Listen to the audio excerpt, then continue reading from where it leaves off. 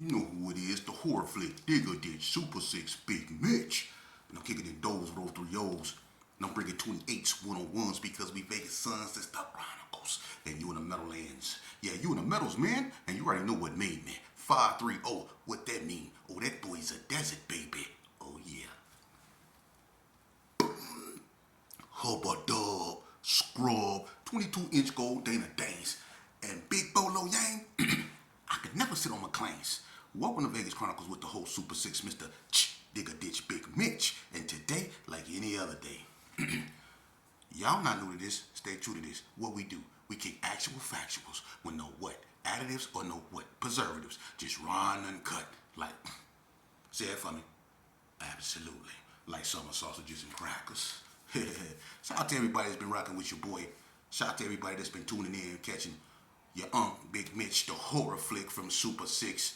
You know, do his thing, man. And, you know, like I say, man, I'm overwhelmed with the continuous support, you know, for my little small platform. You know, I'm building it brick by brick, man. And I'm focused and I'm steadfast in my journey, man. And people support me and people not, you know. So without, you know, let me tell you something.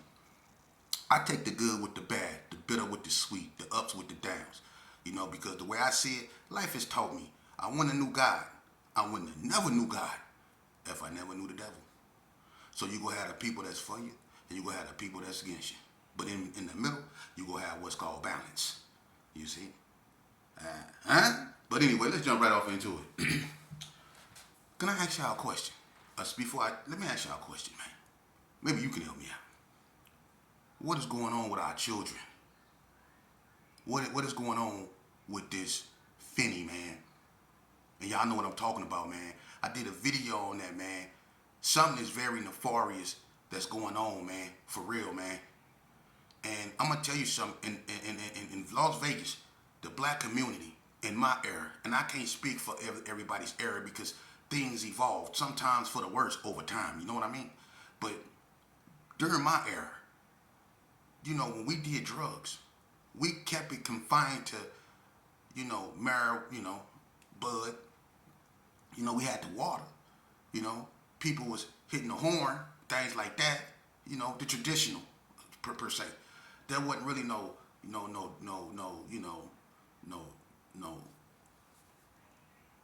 hair really. You know what I mean, or anything like that. You know that was out in the forefront. You know, you just had alcohol, the main things. The hardest one we had was the water. You know, but nowadays, and a lot of people, you know, someone wanted me to do a video on music, and I did one on music. So I'm gonna do another one. You know, I don't know, probably upcoming about how music influenced and tore up our community. You know how it influenced the gang members to go out there and do what they did because music played a big role in that. But I'm talking about drugs, man. You know, and I'm not finna make a big old thing about it, but this must be adhered to because it's wiping our children out, man. And everybody is starting to feel the effects of this, man. Something is wrong, man. And I'm gonna be honest with you. In a short span of time, 5, of them, of those, and I hate to put it out there, but everybody know. In the short span of time, 5 little Gersons have, passed on, for sad reasons, put it that way. And I just want to say, man, I feel so overwhelmed sometimes when I make these videos, and then I wake up to so much bad news, man.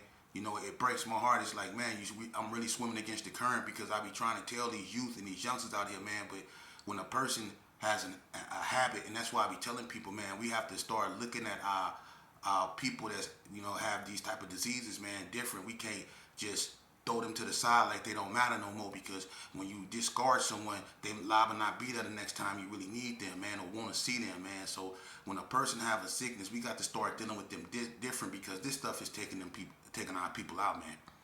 For real. And the matters is not getting no worse, man. And I just want to throw this up in there, man, for the people that's very unaware.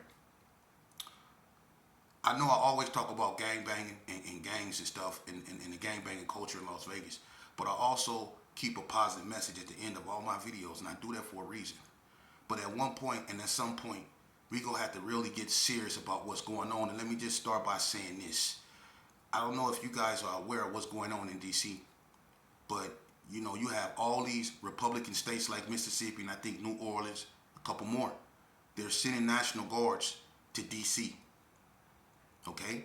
DC is already being, basically taken over by Donald Trump and the federal government. Now, throughout history has taught us that every time a coup d'etat, and if you don't know what a coup d'etat is, a coup, every time a country was taken over, whether it was the military, whether it was the CIA, however, every time a country was seized, they took over the capital first. So y'all really need to pay attention to what's going on in DC, because that's where it's going to start. Okay? And once they take over DC the way they're taking over DC, like they can walk around your neighborhoods now, go in your property, go in your house, go in your cars and stuff without you being there. And then when you come to confront them, they can lock you up for obstruction. This is the type of authoritarianism that you guys are being put up under, whether you know it or not. And at some point, you're going to come into the realization that if someone loses an election and they decide not to leave office, who go make them? They getting rid of the judges. They getting rid of certain laws, just overturning certain laws. They're locking up senators. You see what's going on over there in Texas with the sister that they got locked up in the Capitol over there in Texas. They got her locked up over there, and they telling her to sign a permission slip to sign herself over to a police officer. This is fascism. Y'all better wake up. And we so fixated, and I'm no better. Let me tell you something. Hey, prison and institutionalism is real serious. I'm so stuck back in the past because I've done so much time. And even though I come forth with a positive message, I'm not going to lie. I still fight being institutionalized at sometimes. At some points I find myself doing things that I wish I didn't do out here in society. I still sometimes yearn to get in the shower with my shower shoes on because I've been wearing them so long. It's hard for me to walk around in the shower barefooted, because I'm so used to wearing shower shoes. I basically grew up in them. From the age of 17, I was wearing shower shoes when I got in the shower till I was, 37? From 17 to 37, I was wearing shower shoes. You see? I'm so lost back in time, y'all think I'm lying? Watch this. Look what I walk out the house wearing. I still wear these. I'm OG for real. Look, I'm not playing with y'all, man. Look, I'm so gone, man. I'm still lost back in time, man. You know what I mean? And y'all laughing at me, huh? You ain't better than me. Stinking. Y'all laughing at me, huh? That's cold, man. Hey, look. I know. I need help. I probably need some therapy. I got some BKs. Anyway, can we just stick to the story? Y'all so judgmental, man. You know what I mean? I can't help that I was locked up. Man, let's stick to the story. Anyway, look, man.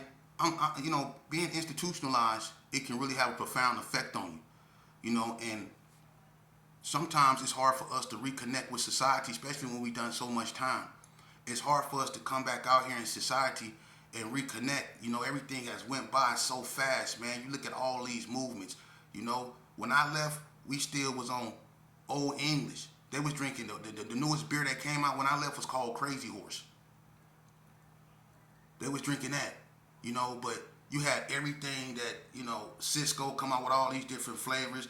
Then the drugs start to change, you know what I mean? People started doing, they was tipping on fofos, doing that. They had the hyphy movement with Mac Dre, people with Thizzing, doing all that other stuff, man. It's so many movements that then came out, man.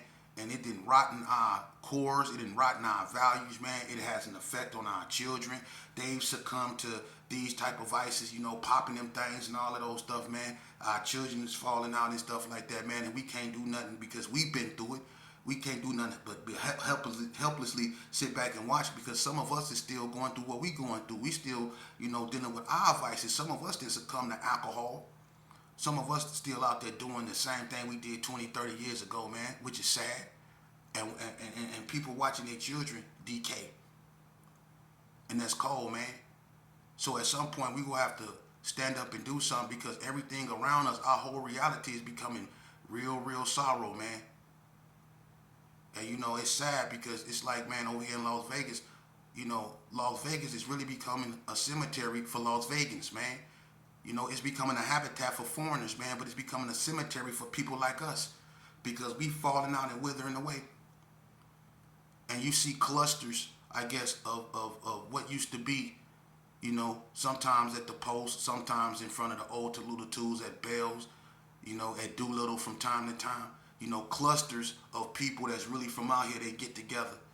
But you can tell how everything is withering away, and pretty soon everything is gonna weed itself off to the sun. The son is gonna become the new OG, and the grandchild, they're gonna be next in line to take over. And then all of us is just gonna become a vague memory. That's what it's becoming, man. That's cold. But it's sad, because we watch the same thing happen to the GQs. We watch the same thing happen to the Ace of Spades. We watch the same thing happen to the War Babies. It happened to all of us, man. It even happened to 28th Street. They had to revamp themselves. Everyone had to revamp themselves. What happened to Herbert Gershon was that they tried something. See, when you live in a projects, okay? When you live in a projects, it's called an experiment. That's what a projects is. It's an experiment. And what they did is they tried an experiment over there on us in the projects, which was they put a substation in the Gershon. The Gershon was the first one that had a metro substation. They always had a security guard station that the Palmer boys used to use. Jeffrey Palmer's in the tan Jeeps. They office was in the Gershon, right there on McGuire, across from the boys club. But when that withered away, they put in a metro substation right there on McGuire, and what they did is they tried something they never tried before. What they did is they started 86ing everybody out the Gershon due to gang affiliation, the gang activities. That was something that was never done before. But the behavior in Herbert Gershon got so bad that they did that. They started 86ing everybody out the Gershon. That was the first neighborhood that they tried that with. The second neighborhood they did that to was Donna Street. See, and they did it to disrupt everything. They thought by displacing everybody, they can bring the violence down in that particular area. But what they didn't understand is that they might have bought the violence in the crime down in the Gershon, but they made it worse in the Brownies. They made it worse in the Little Carry Arms. They made it worse on 40 Block. They made it worse in Carry On, in the Big Carry Arms. They made it worse in Winslow Park. They started making other areas, worse, because they disrupt the Gershon. You see? And they did the same thing with Donna. What happened is people spread it out, they branched it out, they started recruiting in other places, and next thing you know, Donna Street started popping up over here, Herbert Gershon started popping up over here. You know what I mean? Herbert Gershon was in the BGs, Herbert Gershon was in the Little Roguish, you know what I'm saying? Herbert Gershon was in the Gershon Street and West Coast. They started just displacing Gershons, Donnas, and everybody everywhere. And with that, other gangs started sprouting, other cliques started sprouting. So they really didn't start nothing. They just made matters worse. Because if they would have left the Gershon alone, at least everything would have been contained mostly to that area. But when you disrupt that and you spread everything out, then you spread it and you made everything else worse in other places. That's what ended up happening. And that happened in a lot of places, man. You can ask anybody. So that didn't work. But when you live in the projects, they can try all kind of experiments on you, because that's what projects are for. Experiments. They teach you that in science class. For real. But look, man. People can look at my videos and they can smirk their face up. They can frown up and stuff like that. But, I'm going to be honest with you. That's just, listen, when you do that, you're only showing that you still have a little more self-growth to do. You know what I mean? Because you haven't mentally matured to that level yet, man, to where you can disregard that self-hate you have, you know what I mean? Because if a person is bringing an honest conversation to you, and telling you a sober reality that our people need to hear, and they need to hear this. The preacher been preaching to y'all for so long. There's more churches on the west side than anything, man. But it's so much depression, so much desolation, it's so much destruction on the west side also. What's up with that? It's a lot of people that be packing them churches every Sunday, every Saturday. They pack them churches. They go to the mosque. But why is people falling out in front of the churches? Why is people falling out in front of the mosque? Because of drug use. Why do certain things still persist in certain areas when we have so many churches, when we have the word right there for those who want to hear? Why is there so much desecration in our communities, man? I don't get it, man. I don't. And we want to blame the white man. We do. We want to say it's an unseen hand that's causing all this. But at the same time, like I tell y'all, if somebody come in your neighborhood and they drop a bunch of weapons off, right?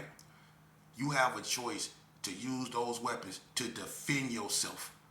Or you can use them for what we've been doing with them, to destroy ourselves. You see? The choice is ours. But I get it. When we make destructive music, because at one point, let me tell you something, when we was fighting and we wasn't knocking each other down like that, see, unfortunately, I come up in the era of the shell-toed Adidas, or the suede Adidas, or the feelers. I come up in that era, or the croaker sacks. You know what I mean? And when we was listening to Run DMC, Dougie Fresh, the Fat Boys, and stuff like that, we was doing it like this here, man. It was a whole different vibe. That hate that we harbored that eventually evolved, it wasn't there. We can fight each other. You win some, you lose some, but you live to fight another day. You see, I grew up in that era. We was all doing the Brass Monkey, listening to Paul Revere, going to house parties.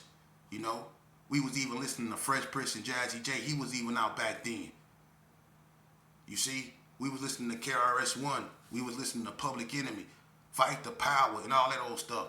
We was listening to X-Clan, when that came out in the 90s, but by then it was all bad because NWA came, Ice-T came, and all that old stuff. But when we was doing it like this here, it was pure. But when that gangster rap stuff started coming up in that, man, it destroyed everything, man. Now, it might sound like I'm rambling, and I probably am. But I'm telling you, God put it on my heart to bring this to y'all, man. We gonna have to make a decision. We are. And it's gonna be a hard decision to make, man. But we can't keep dancing with the devil and asking God to take us home. I said that in another video, man. We got to fall back in love with ourselves, man. We got to quit blaming law enforcement for our imperfection, man. Our imperfection is our imperfection, and it's up to us to correct that, man. We have to correct our behavior before they correct theirs, because their behavior is a reaction to ours, whether we want to accept it or not. We have to correct our behavior first, and that's how it should be, because the first form of authority a child will ever know is his mother and his father. That's why it's imperative that you dudes that got children muster up the strength to get back in their lives, man. If it's one thing worth fighting over, it's not a neighborhood. It's not territory we don't own. It's being in your child's life. That's a war worth fighting, for real. That's a war worth fighting, man. Even if it takes you every day that you still left on this earth, making things right with your child is imperative, because when you leave here, you're going to leave that there. That's going to carry on your legacy. And if you don't toil the soil, if you don't water it every day, meaning if you don't spend time with it, if you don't help it grow the way it's supposed to grow, you're going to continue to produce rotten fruit. And what do rotten fruit do? It fall from the tree all by itself. It do. And that's why our babies is falling out. Y'all don't get it? Y'all don't get it? That's why our babies just falling out. And it hurt, don't it? It hurt like hell. I don't care who you are or how hard you are. When you lose a child, there's no pain worse than that, man. Trust me, I know. And I never lost a child. But I'm going to tell you something. I looked into the eyes of a mother who did. I did. I'm going to tell you some of the eeriest thing. I never told no one this. I did. But you youngsters, and anyone that ever been in my situation, they know. You ever looked into someone's eyes that you have wronged in the wrongest way that you can wrong someone? I have. It's a look you will never forget. I always talk about the look that my victims had in their eyes and the one my mama had. And they both was looks of loss. Both of them were looks of loss. Both of them were looks of anger. Both of them were looks of fear. But I'm going to tell you something. When you look into the eyes of a mother who you have wronged and you see what I've saw, it'll haunt you, and it's going to haunt me for the rest of my life. That's what I'm trying to do right, because the most powerful thing in this world is a woman intuition, man. And what I saw, only God can explain to me. Because hell has no fury like a woman that's scorned. And what I saw in that woman's eyes was a storm I did not want to go in. I'm telling you that. And karma caught up to me in more ways than one. Trust and believe me. That's why I'm sitting here with one blinker. I got one headlight. I don't need these. I got insight. I use my brain to see. I don't need eyes, because everything these right here see ain't real. Everything's right here these see ain't gold. These right here can easily manipulate you. These right here can make you follow up behind people that you perceive as your homeboys. These right here can make you go up in the house because you seen somebody take something up in there you want, and you go up in there and you never come out. These right here can deceive you. This right here, if you choose to use it, won't. This the only eyesight you need is your brain. Listen to me, youngster. Start using your mind. When your homeboys ask you to come on, they tell you to come on, ask them why and ask them where. And if they tell you they got into it with somebody, ask them what it's about. Get to the core of it. And 9 times out of 10, you gonna realize it's over a female. You gonna realize it's over something they did. And you can go blindly with them if you want to. See, that's where you go wrong at. You call it loyalty. I call it stupidity. For real, you can never be loyal to another man. You can never be more loyal to another cause than you can be to yourself. You can never love another entity, I don't care what it is, more than you love yourself. And if you do, that's a weakness. Don't never love nothing more than yourself. I know we have children, but you still instill in them, they should never love nothing more than themselves. They got one life to live, and they shouldn't listen, because once it's up and it's looking at a life sentence, or once you got to get up Sunday morning or Saturday morning and put it in the ground, you gonna realize what I'm saying. Cherish your life. You only get one of them, man. And when you take it for granted, see what we think and when we get misconstrued, we think life is a promise. It's not. It's a giving. And once you take it for granted, it can be taken back. And that's how God do it. Once you take life for granted, once you use drugs in front of churches and you disregard the word, once you disregard the sanctity of that area. When we was growing up, we wouldn't dare do nothing like that. As stupid as we was, we wouldn't defile no church. We wouldn't defile no mosque with our stupidity. If we was blasting gangster rap and we rolled by a church, we turned it down, man. We had respect. Even if, let's say for instance, something happened with the Bloods and they had to throw a funeral by the Gerson. As mad as we were at those guys, we wouldn't disrupt their funeral process. We wouldn't do that. I'm not saying that never happened, but 9 times out of 10, it was a isolated incident because we didn't do that.